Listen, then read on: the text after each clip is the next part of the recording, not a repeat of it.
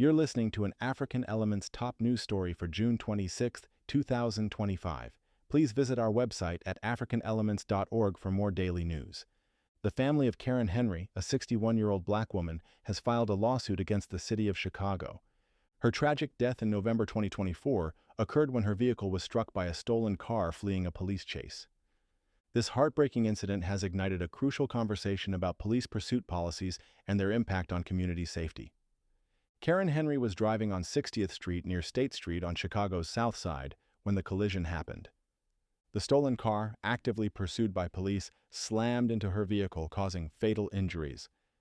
Her mother, Bethel Branford, filed the lawsuit in Cook County Circuit Court. She alleges that Chicago Police Department officers initiated the chase without proper permission, a clear violation of CPD policy. Police pursuits, especially in busy urban areas like Chicago, carry significant risks to public safety.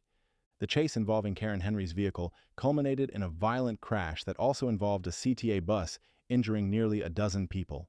This incident is not isolated. In June 2025, 3 Chicago police officers were injured when their squad car crashed into a tree during a pursuit of carjacking suspects in Belmont-Cragen. The suspects in that case were not even apprehended. Attorney Antonio Romanucci, representing Henry's family, stated that the officers showed reckless disregard for public safety. He argued that the risk of the chase far outweighed the need to apprehend the suspects. This perspective highlights a critical tension in law enforcement: the balance between catching suspects and ensuring the safety of innocent bystanders. The Chicago Police Department has a specific vehicle pursuit policy, which was revised just weeks before a fatal 2020 crash. This policy requires officers to weigh the need for immediate apprehension against the public danger posed by offenders who are trying to get away. This is often referred to as a balancing test. Officers must continuously decide if the need to catch someone outweighs the threat the pursuit poses to public safety. The revised policy ensures that no officer can be disciplined for choosing to end a pursuit. For vehicle pursuits, marked police cars are required to lead the chase and activate their lights and sirens. The policy also reminds officers that alternatives to pursuits exist, such as taking cover, apprehending the person later, or using air resources like helicopters. These guidelines are meant to reduce the risks associated with high-speed chases in populated areas. Police pursuits do not only carry a human cost, they also come with a significant financial burden for taxpayers. For example, Chicago paid $62.5 million to the family of Dakaria Spicer, a young girl killed during a 2020 police chase. This substantial payment highlights how costs arise from legal settlements for fatalities or injuries resulting from police pursuits.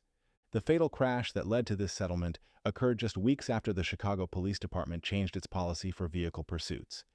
This suggests that such incidents and their financial implications can indeed influence policy revisions.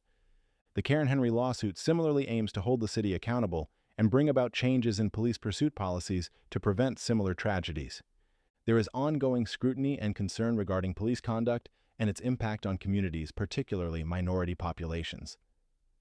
The criminalization of children, especially for minor nonviolent incidents, is a broader trend in American law enforcement.